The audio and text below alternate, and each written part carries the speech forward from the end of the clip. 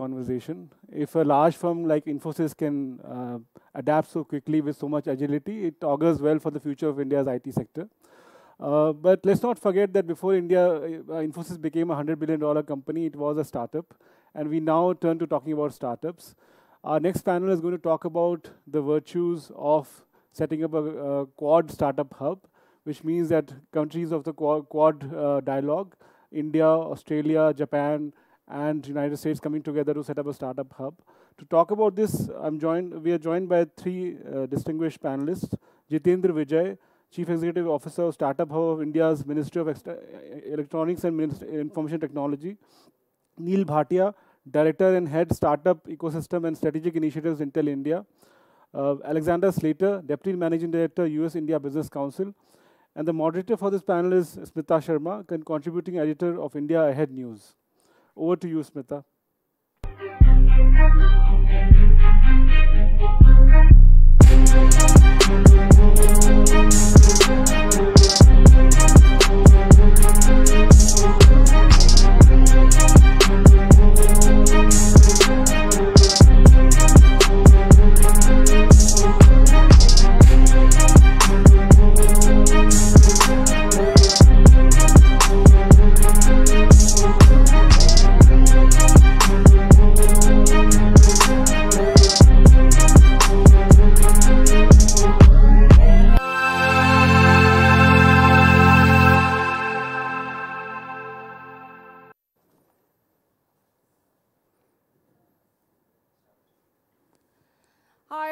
Welcome to all those tuning into this conversation here at the Global Technology Summit 2021, organized by Carnegie India, co-hosted by the Ministry of External Affairs, India Ahead News as the media partners, among others.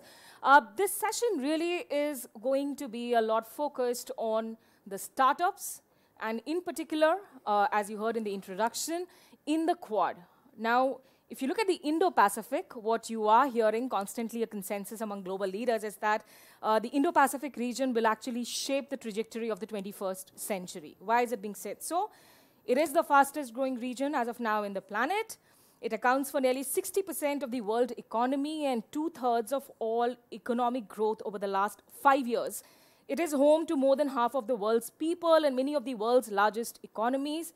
So when you look at the pandemic, the significant disruptions that have been caused, the Quad countries, Australia, India, US, Japan, that have come in together, have promised and have committed to accelerating growth in this region, giving a lot of push to critical infrastructure, technology. And I think this conversation is happening at a very interesting time, because just earlier this year, on 24th of September, is when we saw the first ever physical summit meet of the Quad leaders.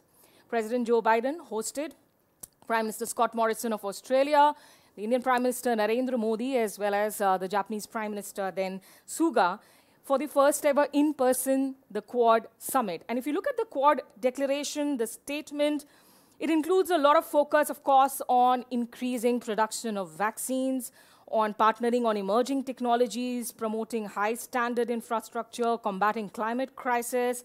It is expected to, in fact, establish contact groups on advanced communications and artificial intelligence. There's talk about telecommunications, 5G. And then you have the statement delivered by the Secretary of State of the United States, Antony Blinken, just earlier on 14 December, in remarks that he was making in Indonesia, in Jakarta, where he informed that the US has already more than $1 trillion FDI in the Indo-Pacific region. And earlier today, at the Carnegie session itself, we saw External Affairs Minister Dr. S. Jaishankar stress, in response to a question to Professor Dr. C. Rajamohan, that the Quad, in the last year, it has proved that it is very realistic. It is not just aspirational. So in this backdrop, let me start getting in opening remarks from all my panelists here today in the session. And we will be happy to take in your questions. Feel free to keep dropping them on the chat boxes across the social media platforms. I will throw the floor open for questions and take in those questions to my panelists. Let me start, Mr. Jitendra Vijay, if I could, and I'll try and be a little tough ringmaster here.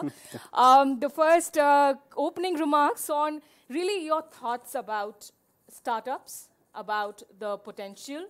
We will talk about challenges and the blueprint later on, but And where does MEITY come in from your perspective? Maybe you could give a short opening remarks, and then we'll go on to our other panelists as well. Oh, thank you, Smita, for this opening comments. You know, we are sitting here today discussing how does the world come together. So the most important is when we start thinking about it, it's a vision that flows downwards. So our Honorable Prime Minister always says, Vasudhaiva Kutumbakam, right? One world, one family. And that is the motto that we look at. It's not the upliftment and betterment of our own citizens, but it's the 7 billion plus people, the humanity that exists around the world. We have to think of everyone. Now, this has become all the more important and relevant in today's time because of multipolarity in the politics around the globe, the increasing economic disparity that we are all experiencing between the haves and have-nots, and lastly, the technological revolution that is taking place. Now, the need for the equitable, inclusive, and sustainable development of the world depends on like-minded countries with democratic values coming together to figure out how do we work together. How do we make sure that all the benefits of the economic revolution that is undertaking, how does the benefit flow to everyone together? Now, having said that, if you start thinking, what is the role of a startup in that, in particular? The startups of today are industries of tomorrow. You know, these are the startups that will redefine the way the work is being done, be it the digital revolution, be it in different spaces today. Now, for example, during the pandemic time itself, we saw in India, right, the role that UPI played in fintech and in making sure that financial transactions can happen. Look at the role of Aadhaar card in India today, getting 1 billion people on one platform. Look at the role of CoWIN app, which enabled us to get vaccinated and keep track of it in a most conducive manner possible. All these are initiatives that have come up within the last few years. And these are not something that the government themselves did, right? These are germinated through the ideas that the industry brought, that the private sector was able to develop with collaboration from startup. Now, as we move forward, if you look at every one of the countries of this Quad dialogue has certain competitive advantages and opportunities that it represents. Therefore, it becomes really relevant for us to look at the grouping as a whole. And within Ministry of Electronics and IT, we are already working to make sure that we can build bridges with the ecosystem for startups around the world. We have multiple initiatives ongoing with France, UK, Germany, US, Japan, and other countries. But bilateral collaboration for startups is good, but how do we make sure that we can all come together? And I think this kind of a dialogue will allow us to make sure that more resource sharing, more transference of ideas across nation-state boundaries can take place. Because it's not only about financial capital that's, doesn't recognize borders anymore. Right. It's about intellectual capital as well. It's about creating, collaborating to make sure that we can all create one world where the benefits accrue to all of the humanity based on our own core competencies. Right. I think those are some fine remarks, and I will come back to you with a lot of questions from what you have, talked about. Let me go across to Alexander Slater, the Deputy Managing Director for US IBC. Alexander and Neel, I wish you would have joined us physically, but good to see you online. In October of 2021, the Indo-Pacific Business Forum, actually co-hosted by US and India, brought together more than 2,300 business and government leaders to promote economic engagement. It was also highlighted nearly $7 billion in new private sector projects. So give us your opening thoughts, Alexander, and also how much of this private sector projects that we are talking about today promises to be a startup space. Smita, thanks so much for that kind introduction. I also want to thank Carnegie India for organizing today's Global Technology Summit. Rudra and the entire team at Carnegie are simply top-notch. I'm truly grateful to be here today and to have been invited to join the panel. It's an honor to be part of this discussion with Jitendra and Neel, and of course to be led by you in this conversation. Your skills in moderation are very well known. So while I'm officially the Deputy Managing Director of the US-India Business Council, I'm in a position to talk about the Quad because the US-India Business Council is also an affiliate of the US Chamber of Commerce. Some of you may know that the U.S. Chamber of Commerce is one of the most influential policy advocacy organizations in the United States, and it's active on both domestic and international economic issues. Its International Affairs Division has bilateral business councils and working groups with all of the Quad countries. It's a U.S.-India Business Council, obviously, U.S.-Japan Business Council, and an Australia working group. And so I really come here as a representative of an organization and an affiliation of multiple groups that are really deeply invested in this Quad idea, not merely for economic reasons, but also for strategic reasons, because the United States, as a global policy approach, really is doubling down on the Quad. We've seen tremendous momentum in this grouping across multiple administrations, starting, of course, the Quad or Indo-Pacific ideas have early roots in the early noughts, but we saw a lot of momentum begin to build in the Obama administration, carried over in the Trump administration, and now even greater investment in the Biden administration. And this is a really important idea and sort of historical precedent, because sometimes folks think that the United States has a foreign policy that is changes with administrations. And I think while that may be true in some areas, it's not true on the Indo-Pacific, and it's not true on the Quad. What we have seen over multiple administrations, regardless of party, is a real strategic consensus that the Quad matters, that this set of democratic alliances and friendships is something that we can build for over the long term. And so as I talk about the sort of Quad Startup Hub today, I think it really makes sense to think about, what are the benefits that come from an open approach to trade, investments, and the movement of people. We live in a time, a COVID era, where we're talking about onshoring, localization, self-sufficiency, and stronger border controls. There are reasons for that, but at the same time, we lose a lot through that. And so I want to remind everyone about why openness matters, why a Quad Startup Hub would matter, right? So the Quad really is based on, I think, 4 main ideas: security, trust, ballast, and prosperity. So security, I think, is fairly evident. The Quad itself is a strategic arrangement, or at least began as a strategic arrangement. Military cooperation among our 4 countries is really the most advanced part of the Quad. Smita, you talked earlier about the working groups that came out earlier this year. They really began to shift away from just a series of military cooperative institutions to expanding that to various parts of the economy, whether that be healthcare, climate change, or emerging technologies. On the trust side, we want to work across boundaries to build connections with one another on multiple levels, right? Whether it's at the official level among government officials, for example, the business level among companies, or people-to-people level, whether it's through exchanges of personnel, partnerships, academia, et cetera. This allows for cooperation to take place more quickly and in deeper and more unfettered ways. The next idea is ballast, right? When you're trying to build an institution for the long term, nobody thinks that it's going to be smooth sailing forever, right? And so when we open ourselves to one another, promote investment, promote ties, undertake joint research initiatives, we really become bound together. And there's a cost that comes from severing those ties. And as a result, this allows us to both accelerate trust, giving comfort to one another that when there are differences, there are forces that are deeply invested in resolving these differences and advocating domestically to overcome them. And then this leads to the last idea, right? Prosperity. When we come together in groupings larger than our own, and I think Jitendra is talking about this, we get access to a number of things. Markets that are larger than our own, a demand that is larger than what our domestic markets can sustain, access to resources that are greater than our own, capital, expertise, knowledge, training, access to diverse perspectives and experiences that help promote innovation and deep understanding of problems and solutions. And a startup hub, I think, across Quad countries would be a great way to leverage cooperation to achieve these outcomes. Thank you so much, Alexander. I think those are some, again, a lot of food for thought there in the comments that you spoke about. And we will talk, I think, a little bit more on the issue of trust in particular, which is being spoken in the same breath with technology now. But Neel, coming to you, thank you for your time. If you could give us a sense, you were, of course, the director and head for startup ecosystem and strategic initiatives at Intel India. Give us a sense of the kind of startup ecosystem, the India story that you see translating perhaps into the Quad potentials that we are talking about today, your opening thoughts on the broader topic itself.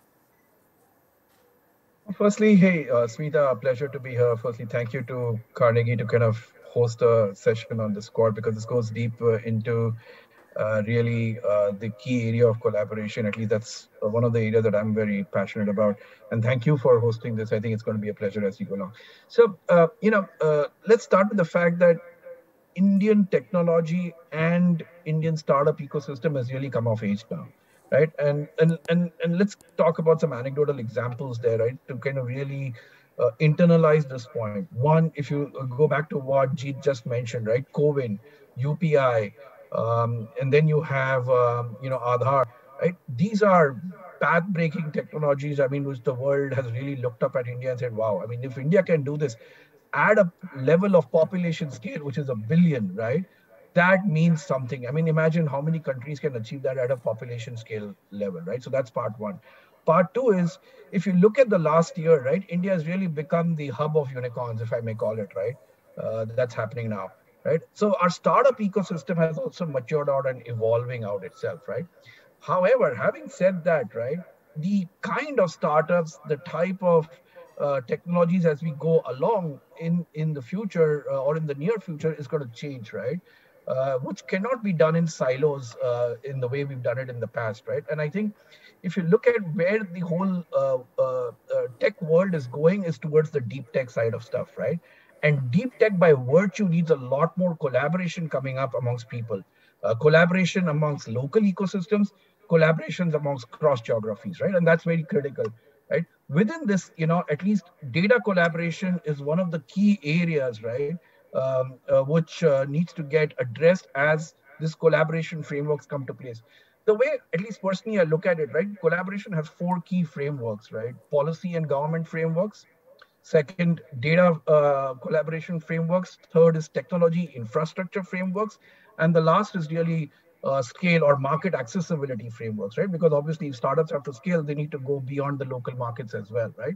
And then you take this to the next dimension of what technologies, what are the use cases, and what is needed for these technologies or these use cases to scale. I mentioned that the next phase is all about deep tech, right? And when I say deep tech, it's really about AI, it's really about IoT, it's really about blockchain and so on. And the use cases, and this is going to get very interesting, right? So on till so far, we've seen SaaS, we've seen e-commerce, we've seen fintech, which is really interesting, and then we've seen content ecosystems coming up.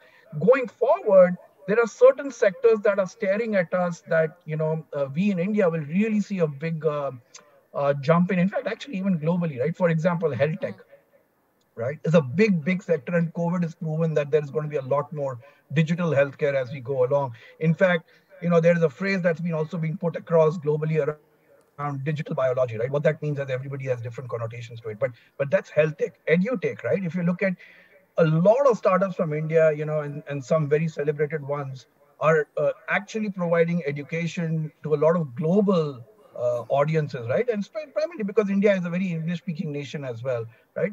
Third, right, there is obviously space tech, which is big, upcoming. And lastly, if I may call it, the industries or the industry 4.0 segment.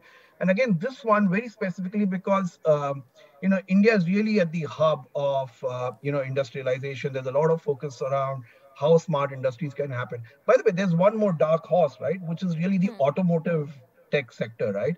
I do believe India has a strong potential to in the automotive tech segment as well, not only just because of electronic EV kind of stuff, but even otherwise because of the smarts that get into the automobile space, right? Now, from our perspective, the way we look at it at Intel is data is going to be key, right? Because if you look at deep tech AI models, right, everybody knows an AI model is going to be as good as the data set that it has been trained upon, right? The more the data set that's available, the better it is, right? The better the models are, right? So that is going to be key. Lastly, is for betterment of economies, for betterment of social lives, and also for making sure that our startups, not only in India, across globally, across the board, solve problems not niche, but more solve problems at the level of population scale. I think that's what is key to make sure that these startups go out and have impact on lives of people and economies of countries. Okay, which brings me, of course, now to our conversation in more specific terms, because you have given broad overviews, all three of you, and I already see a lot of audience questions coming in for specific panelists. What I'll do is, as we move along, I will continue to keep taking in these questions so that we are able to do justice to them. But, just to follow up on what Neel was saying, Alexander, he identified fintech, health tech, edutech, space tech as perhaps some of the key sectors where you will see these kind of startups emerge, or the potential growth areas. Would you like to add to these as well, especially in the Quad context? So look, I think that I'd go back a little bit to what I referenced in the opening remarks, and even what the Quad has announced in terms of working groups, right? I think that climate is going to be another area of wonderful cooperation. I think that biotechnology, beyond just sort of digital health, but biotechnology cooperation, cooperatives. And we already see this happening. I mean, the wonderful work that's happening, companies like Biological E, whether they're partnering with Johnson & Johnson or others on this new vaccine that's about to come up, Corbavax, that really will help supercharge global access to vaccines. You know, that's a joint collaboration between an academic institution in the United States, Baylor University, Dynavax, another supplier of raw materials for vaccines in California, and Biological E, which is out of Hyderabad, of course. So there are lots of opportunities to do this beyond those three areas, which of course are incredibly important. We think that, you know, fintech, space technology, I think Neel also talked about, digital technologies are all going to be incredibly productive areas of cooperation going forward among Quad countries. And I think it's also, we should talk about defense cooperation as well, right? As again, the Quad is nothing if not a strategic enterprise that has a strong internal motor motivated by a joint vision on the Indo-Pacific. And we shouldn't lose sight of that, but we should build on that. And I think that's what today's panel really is all about. I know using startups and collaborations across academia, government, and the private sector to add trust, ballast, and prosperity to the security attributes of the institution. Sushil is one of our audience who has a question for you, Sushil Vijay. Jitendra, if I could start with that. He says that given the climate of government pushback against emerging technology, citing cryptocurrency, the tough ones have started coming in. How will the government balance the need to regulate this sector along with fostering innovation and entrepreneurship when you talk about the larger startups? Well, that's a very valid point. And government is constantly in the balancing act in terms of what is fair, what's equitable. How do you let the private sector flourish without impinging upon the need for national security, maintaining the social fabric of our institutions, and ensuring the ability of future generation to meet their own needs, right? So we all live in a world where today we want to capture the market share, but at the same time, we're all looking at how do we capture the opportunity share that's coming up through the emerging technologies. Now, so there's a lot of discussions and dialogues happening in terms of engaging the private sector. And I think more so these kind of forums allow that to happen. One is that within the nation-state boundaries that we operate, and there's a lot of stakeholder consultations always ongoing in terms of balancing the needs. Simultaneously, these international engagement where we identify what is easily for us to collaborate on, while other things that we need to protect on. For example, data is one of those issues that we always constantly discuss. And other is the role of AI. What is ethical AI?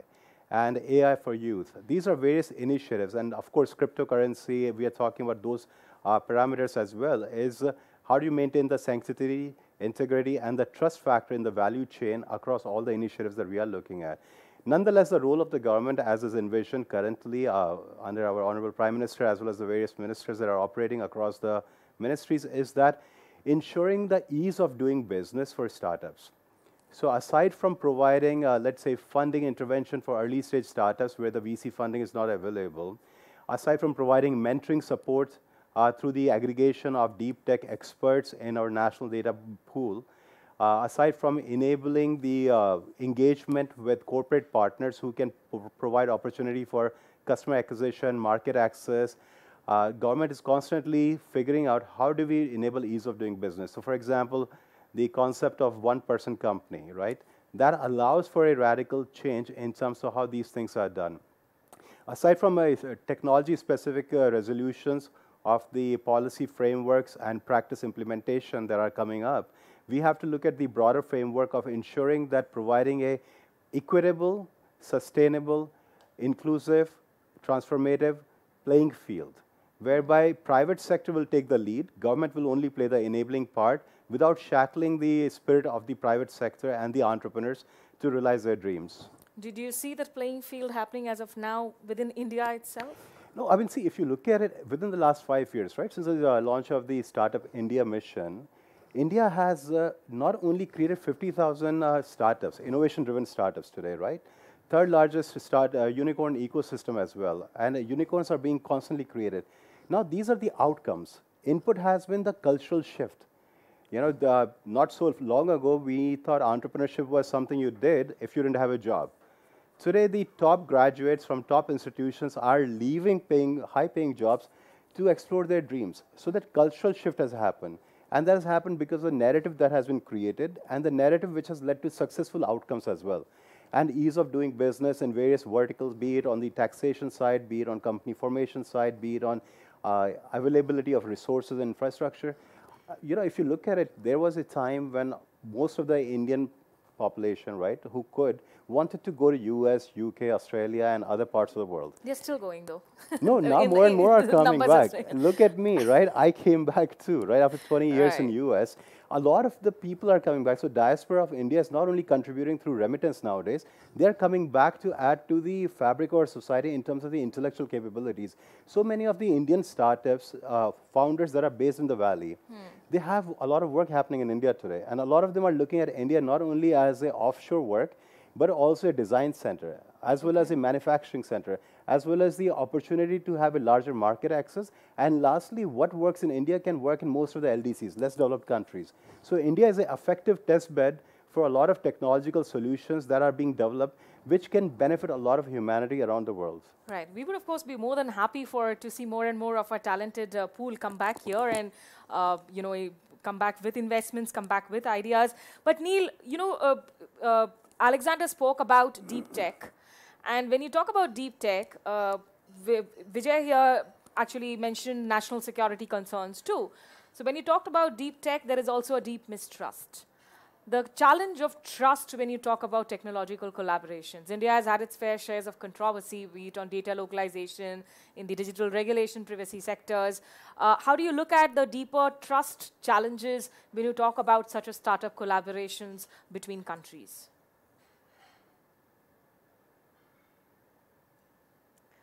I can't hear your audio, Neel.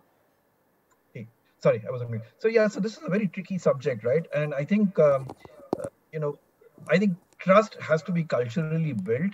One, not only just cross boundaries, but even within the country, how many companies are willing to come together, right? Corporates are willing to come together and say, hey, I'm going to contribute data sets onto a common platform for startups to go train their AI models on.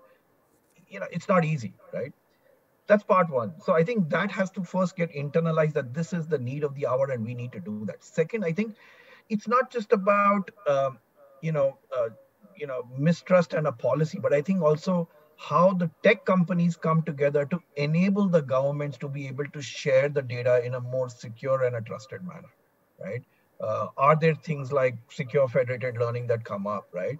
Are there frameworks that can be put together where data doesn't need to leave the local boundaries of the country, but can still be accessed by AI startups, you know, sitting in other parts of the geography, right?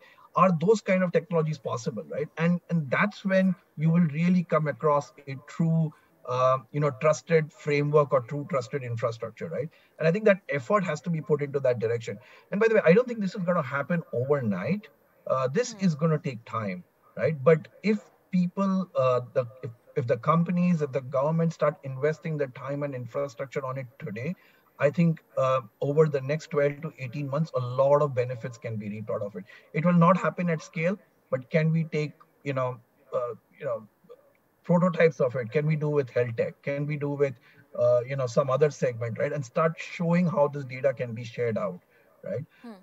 Beyond that, also, I think it's about IP, right? About how people value each other's IP, right? How people value, we only speak about trust related to technology and data, but what about market access? Right? There is trust related to market access as well, right? I mean, we in India really want our startups to go out and go global, right? I mean, we would love our startups to get good, privileged access into, let's say, Japan for that matter, or US or Australia for that matter. But what does it do on the other side, right? How do we allow more, productive element for the other ecosystems there, right? I think those are aspects that a lot more deep dive discussions into, you can't address it as a whole, but at least start putting compartmentalized frameworks around each, right? And then you stitch the story around this. So, in short, Smita, I think really technology has to enable collaboration, right?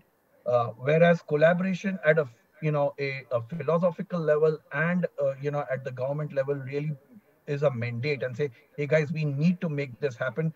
Technology, please help us how to make it happen, right? And then there is the cultural shift that follows. Alexander, I saw you nodding your head in agreement. Come in on that, and also maybe add to the trust question for the American startup companies. The dialogue that you are having, the conversations in terms of the startup ecosystem in India. Vijay here says that it has eased up. There is ease of business today.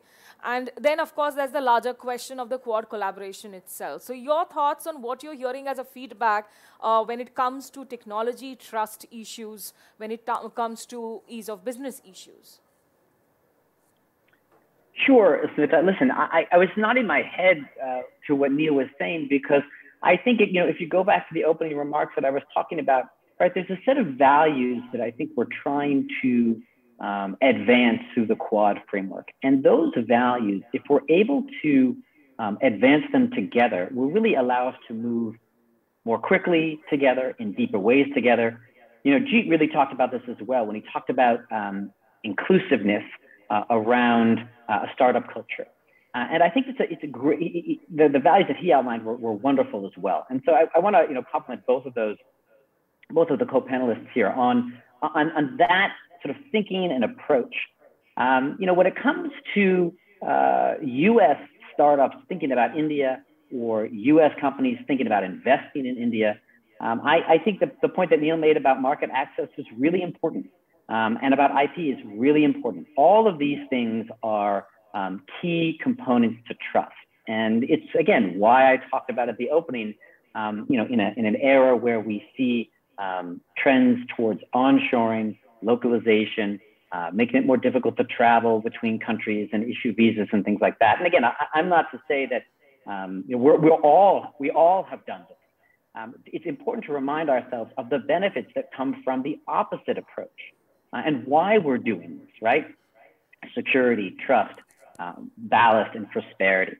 These are all really important things. And I think it also involves a sort of a mindset of openness to having our people move, right?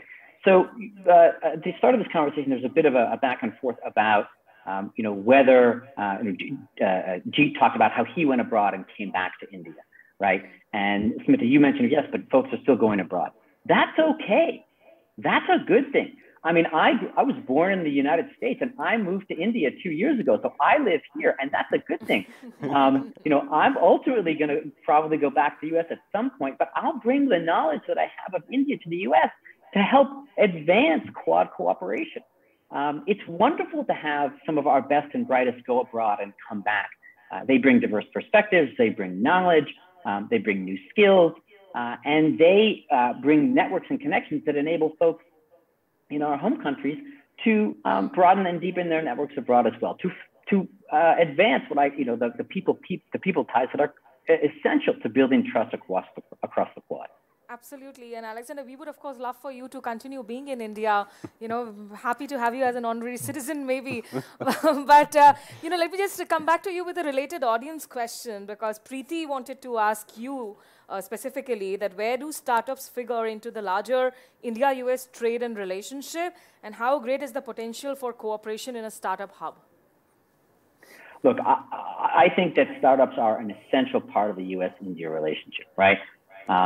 You see, I don't know exactly the number because it changes all the time and how you measure it, but massive amounts of US capital pouring into India because American investors see the potential of the Indian market, the pace of innovation here, some of the backbone and infrastructure I think that Jeet talked about that allows for companies to build on top of them, whether it is the payment backbones or this digital health backbone that is under construction. These are really powerful things that supercharge an ecosystem. I also think that, there is an amazing amount of human capital in India that feeds into the startup culture. Again, something that Jeet was talking about, this mindset change, right? Where it's cool to work for a startup. It's cool to kind of get in on the ground level, to follow an idea, follow a passion, whether that means you're going to be an entrepreneur yourself or you're going to join a company that you think is an upstart and is sort of changing the market or has a potential to transform the way that we live. So I think we see a lot of that. But again, going back to what Neel was saying, right? If you're going to want US startups to be coming to India, or you're going to want US money to continue coming to India, there's going to have to be a certain set agreement on a set of ground rules, right? Those ground rules include things like the easy movement of people, and that's something that the US and India have to both work on together. This is not just an India thing. I want to be very clear about this, right? There were issues under the Trump administration about access to visas for Indians who are high-quality workers in the US. We, as an institution at the Chamber, really advocate for access, open immigration because of the benefits that mobile workforces create. Protection of IP, that's critical too, right? If you're a high-tech company, especially let's say in the biotech space, and you've got a wonderful product, if you don't think that that's going to be protected, you're going to think twice about going into a new market where that's not respected. And again, I think that the free flow of data across borders is a really important issue. It allows us to be efficient, it allows us to learn from one another, and allows us to really go more quickly in deeper ways across the entire technology space. Jitendra, Vijay, if you could pick up from what Alexander was talking about, and do you see these as big flashpoints, which will be the tougher challenges to meet when you talk about a larger setup for startups? Because he mentioned IP, copyrights, and we heard External Affairs Minister Dr. S. Jaishankar there mince no words about globalization versus national ambitions, protectionism, all of those issues. Do you see them as larger conflict points in tech collaborations and startups moving forward? See, ultimately, it's everything is driven at the individual level. Everything is driven at the entity level. Government only provides a framework at the end of the day that within a purview of certain industries, certain strategic initiatives, outside of that, it's all about private capital, ensuring the maximization of wealth creation within the framework of not going outside the boundaries of what is needed in a larger socio-economic, political fabric of a nation. Now, within that purview, if we start looking at it, today, India has robust IP laws. Of course, there's a lot of improvement scope in terms of where we are, but we are comparing not with US, Australia. We are looking at a global. We are talking about close to 200 odd nations, right? Where does India stack up, and how is India liberalizing? How is India addressing the concerns of these startups when it comes to these particular domains? So, of course, there is work to be done. There are challenges to be addressed. But intellectual property, just like any property, is a right of an individual who owns it, right? But within the framework of the sovereignty of a nation that it operates within. But will data localization be a big issue for a Quad startup hub or any tech? See, so within that framework, so ultimately the goal is that you take baby steps and then you iterate on the learnings that come out of it, and then you enhance your framework and you strengthen the collaboration. So for example, when we look at the Quad Startup Hub, our goal is that what is needed in an ecosystem to build a startup hub? You need the investors, you need the mentors, you need the corporate partners, you need the market access, you need the high quality startups who can collaborate with each other. And those are the low hanging fruits. Even now, we have seen in the time of pandemic that what used to be an abnormality has become norm, which is creating communities based on digital technologies.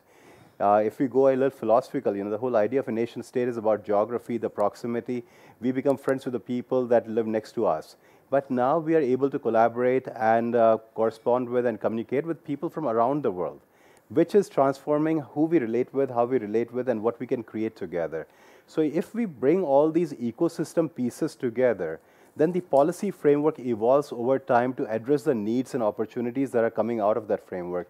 It would be a fallacy for us to say that what is needed, we already know, right? So it's an evolution of the economic structures, the political structures, the social fabric of time based on the experiences that are happening over time.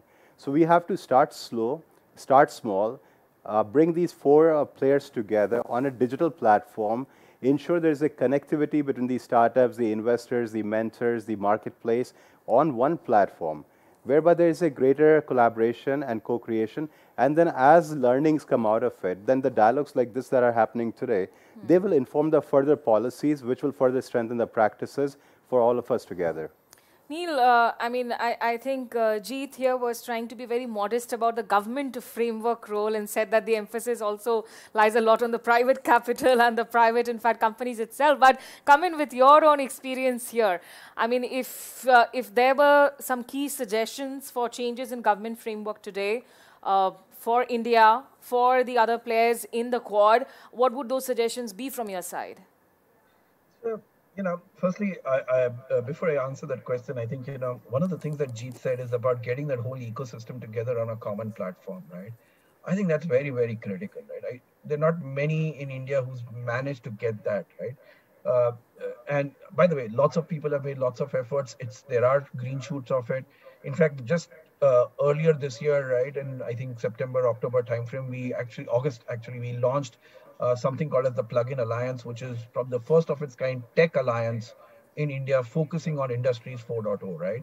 And that has exactly what Jeet said, right? It has got investors, it's got enterprise organizations, it's got tech companies, it's got solution providers, and there are about 60 plus companies on one platform, right? Can we replicate that across different sectors?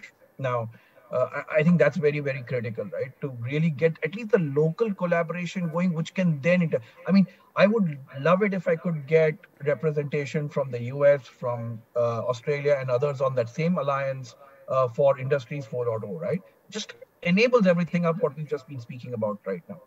Now, going back to your specific question, right? I think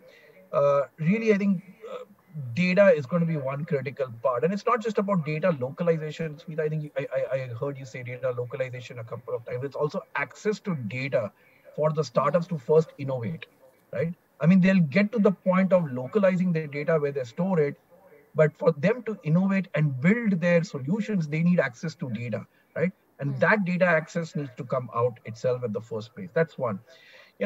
While I agree with Jeet, right, there is a lot of work happening and thinking through about what our IP laws are and stuff like that. But I think there's more work to be done there. Very clearly, if we look at the stats today, right, and you can ask most of the startups where they go and, see the startups, they want to go patent their stuff. Where do they do it? It's still in the US, right? And then also we know a lot of startups go and move their HQ or their headquarters to the US as well, right?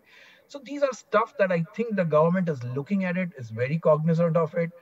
And there's no straitjacketed answers, Smita. I think there is, I'll go back to that line that Jeet just mentioned is, I think there's a fine thread that the government is walking on what is right and what is the right enabler there, right? And I think the tech companies and the ecosystem needs to really come together. By the way, having said this, right, I don't think all the buck stops at the government. The collaboration buck can be done by the enterprises themselves, right? We don't need to wait for the government to say, hey, please go set up a collaboration framework, right? I think we can do it ourselves, right? And government can pretty much support that. So I think we need to pick and choose where the government intervention is required and where the industry itself can go ahead on our own. In fact, Aditi K had a related question. Neel, if you could just briefly add to it. You've already addressed some of it. She says, what is the role big tech like Intel can play in accelerating innovation and cooperation for emerging technologies? Hey, so Aditi, I think I addressed that question, but you know, I'll kind of put it in a different way. First is, I think, depends on what is the startup that you are looking at and what kind of tech are you looking at. But we definitely are working not by ourselves. And one of the other things is, I think we as you know, there are 200 plus incubators in the country today, right? From global corporates. All of us realize that by ourselves, we are just a small ingredient into the end customer solution, right? So a lot of us need to come together. And I think that's what Intel has been striving to do, you know, in terms of enabling startups to get not only access to their tech, but also a range of tech that makes their solution wholly comprehensive. I think that's one big area, because if you want startups and technologies from innovations from India coming out to scale at population levels, then it's not just about, hey, I give you one mentor and you know that's going to solve your tech problems. It's about looking at it holistically and what is required. Some expertise may not be with my company. It may be with, you know, Jeet. It may be with somebody else, right? How do we bring that together on a common platform? And I think, again, that goes back to kind of collaborations and alliances we put together. You know, Jeet, would you like to come in on the question that, in fact, Neel raised, that it's also the bigger question about access to data? Your thoughts? So that is very critical, right? Because the new age startups, data is the raw material for them. Ultimately, it's about the data to train your algos, data to define and do the analytics, data to do the predictive analysis. And so today, there's a lot of discussion going on around India is producing an immeasurable amount of data and consuming data as well, right? Now, how do we manage the data? So within that framework, there's a lot of push, I'll tell from the startup perspective, is that we are trying to work with various partners to create sandboxes, whereby in a very contained environment, the data can be provided in an anonymized fashion and at a meta level, where it can be with the, you know, consideration for privacy, security, and other elements, that these startups can have access to this data to actually work on it. Because you know, just like traditional industries where raw material is critical to produce anything, here data is critical to produce the next generation of solutions. So creating sandboxes, creating an enabling environment, those initiatives are being undertaken. Second thing is, if you look at close to 220 different ministries today are working on digital platforms. Because ultimately we are moving to a platform economy in cloud fueled by data. And so be it in the health ministry, be it in the agriculture ministry, be it in MEITY, Ministry of Electronics and IT. So in MEITY, we are working on National Digital Logistics Platform. So the idea is that how do we bring about the connectivity, how do we bring an enabling environment and ensure that data is accessible, affordable, and available to these startups in the right framework so they can actually use it for the creation of their data sets and for you know, further refinement of their product.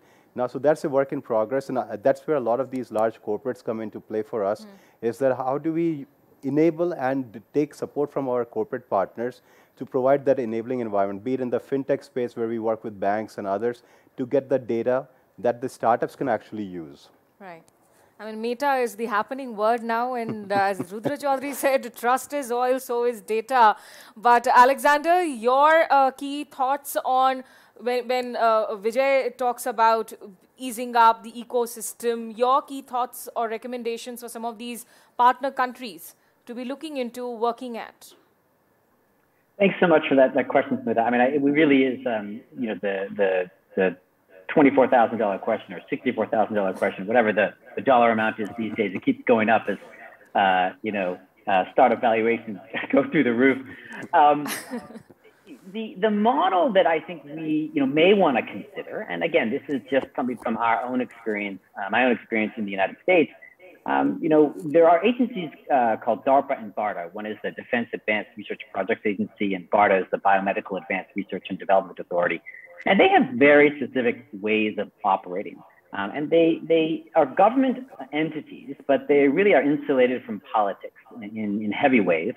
And they really focus on promoting basic and applied research via grants to academia and companies to focus on sort of startup funding, innovation, and technology trials.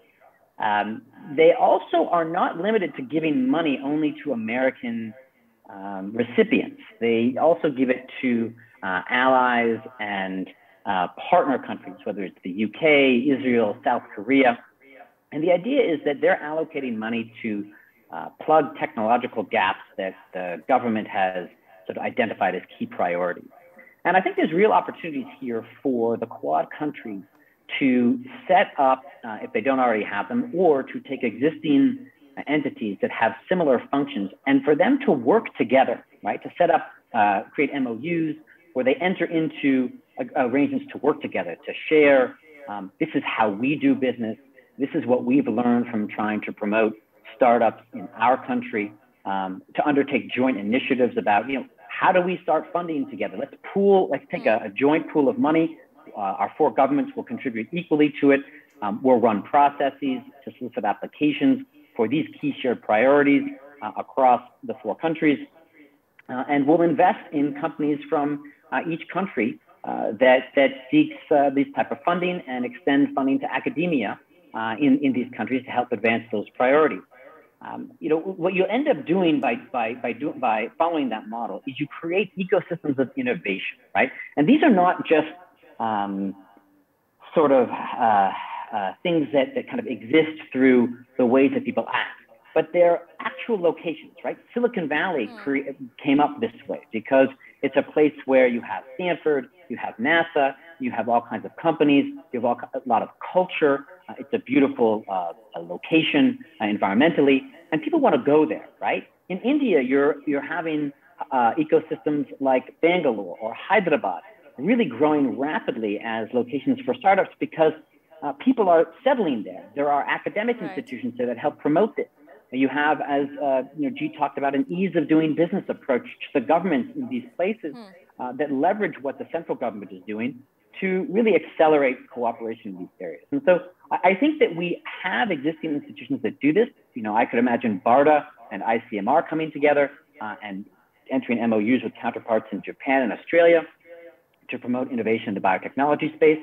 And you could have the governments of these countries not only provide seed funding, but to commit down the road to being buyers of the technology that comes out of these collaborations in the private sector, because again, they're meant to fill gaps in technology that these governments see as essential in the future.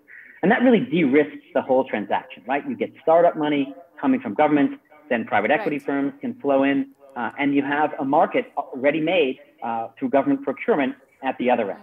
So long as governments commit to paying, and that is a really critical aspect of this, right? The governments have to pay and have to pay on time.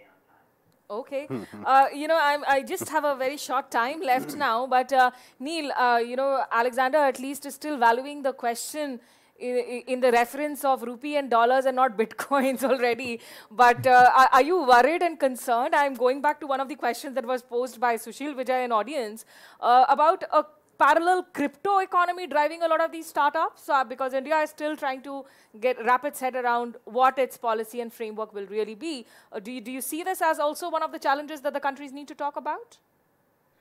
So, again, that's a much more deeper topic here, Smita. But I think really, if you look at that word, right, there is no control in terms of, if somebody needs to go fund a startup and a startup is willing to accept that currency in that form and do something, right? I don't think, sitting here, we can say, hey, do it, not do it. I think there will be, or there may be some kind of a framework that has to come into play in terms of trying to say, how do we nurture these innovations to happen, right? How do we provide them the kind of funding? I don't look at it from a crypto world, really. I think a startup really bothers about, hey, where is my access to funds? If you solve that problem, I don't think it matters to them how the funding is coming in, right? I think, and that's, I think we as, either the governments, the coordinations need to look at how easy you make the access to funds for the startups to happen. And again, I think there's enough money in the system. I don't think, startups have failed because of money in the system today, right? yes, there are concerns about the Indian ecosystem not having very kind of angel funding, but that was also, I think, a few years back. I think that behavior has also changed amongst our funding community, right? So I think money is no longer the concern, and I wouldn't worry about, hey, would startups get crypto to kind of go fund them? I wouldn't, at least at this point, there's enough money in the system. I think you've spoken with great clarity there. I'm just going to put on my news anchor's hat as we just have a minute left. And Amit AN asks, what realistic timeline can we look at for the establishment of a potential quad startup hub? Briefly, 30 seconds, Jeet, to end the conversation with. So formalization of any structure in a multilateral system takes time, but the actors are all present, and Carnegie India has done a fantastic initiative to bring this together. So the idea is that Indian government, through its various agencies, Startup India, MEITY Startup Hub, Atal Innovation Mission, is welcoming with open arms to startups that want to collaborate, and the other agencies from Quad countries that want to collaborate with us, and will work together to come up with a framework whereby we can actually institutionalize this initiative. And maybe next year we will have a showcasing event at Carnegie India event where we showcase all the startups. Well, as they say, inshallah, amen. But we will leave it there. Thank you so much, Jeet, Vijay, Alexander Slater, as well as Neel, Bhatia. And I think ease of movement, ease of business, ecosystem, trust, data, these are all key words that will be deliberated upon more as the conversations continue at this conference. But so far, thank you so much for all of you to joining in, and also for all the viewers and the audience who tuned in and asked their questions as well. Thank you. Thank you.